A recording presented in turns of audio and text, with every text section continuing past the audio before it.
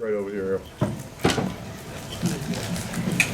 Errol, good afternoon. Congratulations. This is your official coronation as the best boxer in the world, pay-per-view star going forward.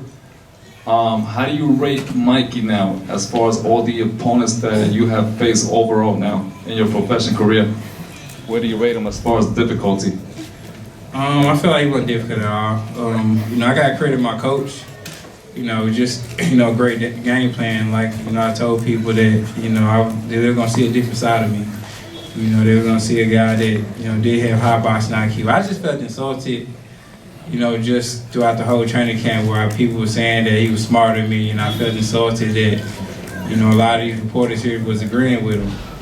And, a lot of these, Hall of Fame fighters like Sugar Ray Leonard and other guys was, going for Mikey Garcia when, his own ethnic group was going for him. And top guys like Marquez and other people like that, Marco Antonio Barrero was going for Mikey Garcia, but you got guys like Ray Leonard and Mike Tyson, going for Mikey Garcia or saying Mikey Garcia was gonna win. So, that kind of rubbed me wrong too. But, I rate Mikey. Mikey's still good, man. Mikey still can go down. He's a great fighter. He showed a lot of heart, just for taking this fight and staying in the fight too. So, it's nothing but respect for Mikey Garcia. I just felt, throughout the whole, press tour, things like that, it was a little bit too arrogant. Thank you. All right, right here. Congratulations, Errol.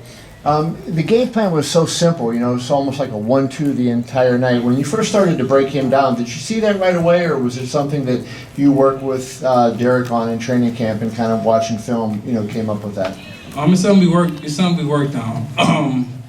It just naturally, I had the longer reach, so, the fastest way to get to your opponent is with a straight punch, so it's the jab.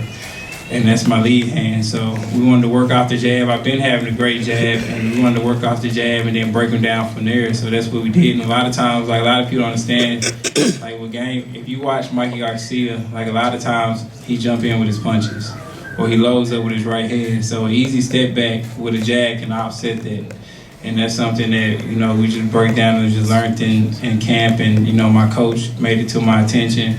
And, we just followed the game plan. It worked out well.